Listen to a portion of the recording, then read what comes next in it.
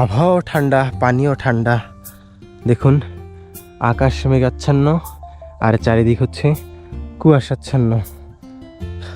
এবার আমার একটু ফিল করে দেখেন যে আমি কতটুকু ঠান্ডা হয়ে আছি।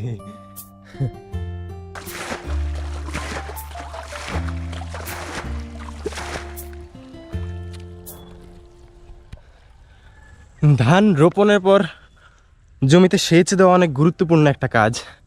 আর আপনার জমি যদি হয় আমার মতো এরকম পুকুর বা ডোবার পাশে, তাহলে ভাই আপনার অবস্থা নাজেহাল। কারণ হচ্ছে সেচ দেওয়ার পরেই পানি ঘেমে আবার পুকুরের মধ্যে চলে যায়। এই যে আমি মাত্র এই কাদামাটিতে নেমে জমির ঠিক পাশেই হচ্ছে গিয়ে আরেকটা আল নির্মাণ করি, পানি ঘেমে যাতে পুকুরে চলে না যায়। পানি দিয়ে সার দিছি, ওই সার মিশ্রিত সকল পানি নেমে গেছে পুকুরের মধ্যে। এখন আবার এভাবে হাতে পানি সেচ দিচ্ছি জমিতে, তাও আবার শীতের এই সকালবেলা।